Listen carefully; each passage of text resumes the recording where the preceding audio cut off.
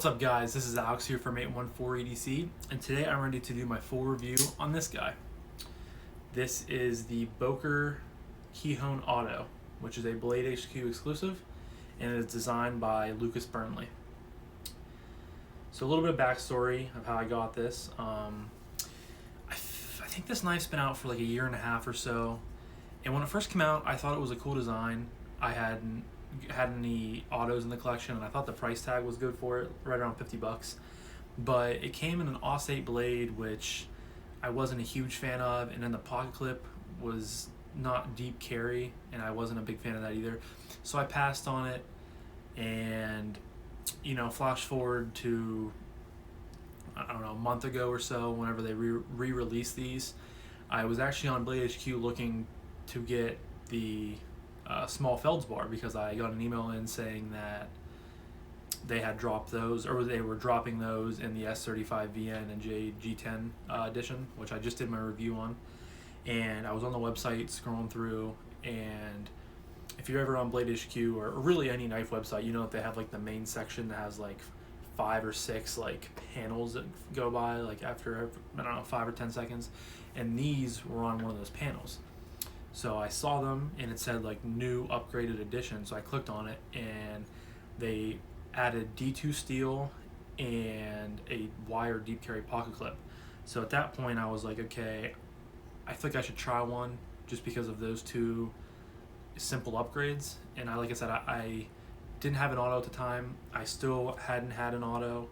That's false. I did have an auto. I had the Boker Mini Strike back in like April, and it was too small. I wasn't a huge fan of it, so I guess I did try one auto, but nothing like normal size, because it was the Mini, and it just didn't really fit my hands very well, and I didn't really like it. So I ordered this in. Like I said, it was 50 bucks, and for 50 bucks for an auto, it's pretty good. I don't have any other auto experience to compare it to. I've never handled a ProTech out the side auto, which I need to get one in the collection, because if I'm going to keep an auto or two in the collection, I need to have a ProTech. But I haven't experienced a ProTech or even a Microtech or any other companies that make autos that are relevant. But I think this is a pretty good rendition of an auto for Boker, and I think for 50 bucks it's a good package of materials and what you're getting. So we'll just jump right into materials. So like I said, this is a D2 blade. There it says, I don't know if you can pick that up in light. It says Boker. This copper is just hard to see. And then here it says Burnley, and then it says D2 there. So this is the Desert Warrior pattern, so you get this nice copper blade, and then you get this OD green handle. They also had a black and black, and then a black and a stonewash, I believe. So there's a couple different variations to choose from. But I went with the Desert Warrior because to me it reminded me of the River's Edge Cutlery PM2 Para 3 and the Little Native in that colorway, and I thought that was a pretty cool kind of rendition of that. So, but yeah, so you have these aluminum scales that have these nice milling patterns in them that has some adds some nice texture to the grip. You have blacked out hardware on both sides, which is nice. I think that goes with the copper and the green very, very nicely. And then you have a loop over style wire deep carry pocket clip, which doesn't go to the butt end of the knife, but it goes pretty deep, and it's a lot better than the old pocket clip. The old pocket clip, you had like this much sticking up out of your pocket, it seemed like. So the wire pocket clip is definitely an upgrade over the old one. So, and this is linerless. It's just the 2 slabs of aluminum, and I'm pretty sure that's it for materials. I don't think I'm forgetting anything. But the blade, so it is a drop point, but it's like a modified upswept drop point. The Kihon it means something in Japanese. This knife has some Japanese heritage to it, and you can kind of tell by the blade design here how it's like upswept, and it just looks sort of different, but I like it. I think it looks pretty good.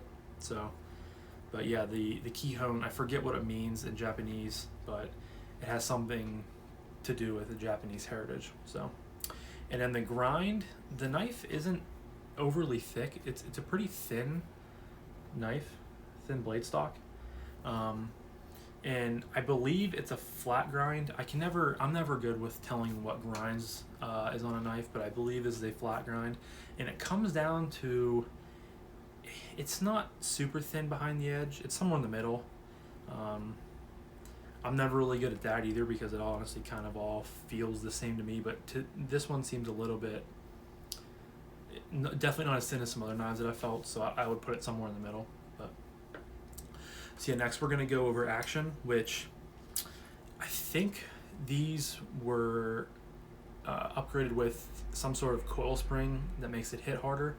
I believe they all came like that from the factory or from Blade HQ, wherever they were shipping from. So here you have the actuator button, and it has this really nice kind of knurling on it, added texture, which is nice whenever your finger lands on it to deploy it. So there's really only one way to deploy this knife because it's an auto. So here we go, and it fires very, very hard. No blade play. There is a slight wiggle, but it was worse when I got it.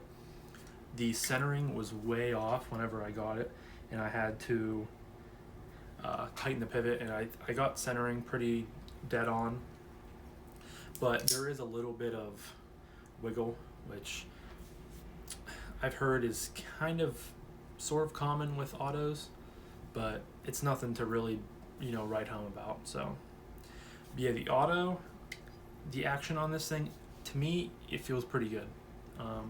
You just push the button and it just deploys right out of there. Hits really hard. Like I said, I haven't experienced a ProTech or a Microtech excuse me, to really like compare the two. I kind of wish I did, because then I would really know that, if this was even in the ballpark of action for those two. Because I really need to get a ProTech. I have a list of there's 4 or 5 that I really would like to check out, and I really would like to add one to the collection. So I need to get on that at some point. But for right now, this, for filling the auto needs, this fits the bill pretty well. Which I'll get into that later if I'm, where I find this in my collection and where I see me using this and stuff like that. So yeah, but really nothing else to really talk about with the action. You just push the button and it fires right out, hits hard. Now for closing, this is one of the drawbacks I think of an automatic knife, is it's really fun to deploy, and it's addictive to keep firing it over and over again, but you have to hold the button, and it's really a two-handed closing method. So you just close it like that, and then it locks back up. Sometimes I will close it with my pointer finger, and then close it with my thumb. That's probably not the safest way because they could easily slip under the pressure of the spring in the knife. But I mean, I find myself doing this sometimes, or I'll push the button and you can't see it, but I'll take it down to my leg and I'll close it. That's probably safer than using one hand, because at least you have the whole meat of your thigh or whatever you're using to close it, and it locks right up. So yeah, action's good, and closing, same as every other automatic knife, you have to compromise the fidget factor and stuff like that to close it with either two hands or against your leg or something like that. So next we're going to go over ergos, which I think are well done on this knife. It's a relatively neutral handle, which if you've watched any of my videos, you know that I kind of dig neutral handles. They work really well for my hands, and it gets a little bit fatter towards the end, and it has this nice tail or back end back here. I realize you can't see it, and it fits my hand really well. There is some jimping right here on top, so when your thumb lands on it, you have a little bit. It's sort of on the less aggressive side, which is nice. I don't like super aggressive jimping, and I'm able to get all 4 fingers on here in my preferred saber grip. Even hammer grip feels really good. Reverse hammer grip reverse draw cut. I never get those right either, but reverse grip feels really good just because it's so neutral. There's literally, I mean, it's just a flat line and a flat line. This grip feels really good too. I don't know, it's reverse something, but you get this nice landing pad for your thumb. So if you did have to use this in a tactical or self-defense situation, it would work pretty well for that, I think. You know, you get that nice thumb ramp, or you can just, it kind of locks in your hands. So really any grip you hold this knife in, it's really, really good. And then we're going to go over carry, which again, we have a loop over style deep carry clip. Loop over style wire deep carry clip, excuse me. It goes pretty deep, but not to the butt end of the knife. But like I said, it's a lot better than the old clip that they had on there. It goes much deeper in the pocket. And wire clips are one of my favorite clips to have on a knife, just because they're so unobtrusive, they're so just minimalist almost. And I've heard other people say, like, if you bounce up, if this brushes up against something, it's not going to really damage that item because it's just probably going to bounce off of it. So the knife is relatively slim. There's not a whole lot going on, and it's not, I mean, overall it's a medium-sized knife, but it's not really that big. So in the pocket, there's nothing, when it's in my front pocket, there's nothing here that's gonna catch on anything. So it carries very, very well. This little bit of knife sticks out of the pocket, but that gives me a little bit of something to grab onto. So, and really, I don't mind that much coming out of the pocket. That's about where, if it's going to be a deep carry loop over style clip, that's about, I would like that much or less on my knife, so I have no problem with that. So yeah, carry is pretty good. Now my last kind of category I would like to go over is price point, which I've already said that this knife is $50 on Blade HQ. I'll leave a link in the description down below. They should still be available. Like I said, there's 3 different colorways, so I'll leave a link to this one, but then you should easily be able to find the black and the black and the stonewash. But to me, I think it's worth $50, hands down. I mean, you're getting a really unique colorway. You're getting D2 steel, which is nice. I like D2. I have no qualms with it. You're getting a nice neutral handle shape that is comfortable in really any grip that you're in. And really, I mean, the main draw point is obviously that it's an automatic knife, and you just push a button and it fires right out. And it fires well. It fires and it locks up every single time. I haven't had a misfire at all. I don't know if that's common on automatic knives, but I haven't experienced that at all. So I mean, there's just something about, just pushing a button and then it just fires out, and you hear that good like lock up and that good thwack, as I like to say. And it's just cool. It's just a really cool fun factor, similar to like an OTF that's fun to flip in and out. This is fun to deploy. Not so much as fun to close, but very fun to deploy. Very kind of has that fun factor to it. And I think that, if you're looking for your first auto like I was, I don't think you can go wrong with $50. I think that's a pretty good value. So, and that will make, that gives you sort of, like I've talked about with a couple other of my knives, that kind of gives you an intro to the automatic world to make sure you like it before you jump to, a ProTech that's $150 to $200 normally, or even like a Microtech that has, like the Stitch Auto is a really nice auto, but I think it's close to like $400. But this is kind of a good entry point to make sure that you like them, and to make sure that you're comfortable with buying a more premium model in a more premium company, I guess you could say. So me personally, I don't carry this a ton because autos are illegal in Pennsylvania, which I think are stupid. I don't agree with that. I think knives are tools. I think that, if you push a button and you use it on someone, you can do the same thing if you're going to try to use a knife to hurt someone. you can do the same thing with a knife that flips open with a thumb stud or a hole or a flipper.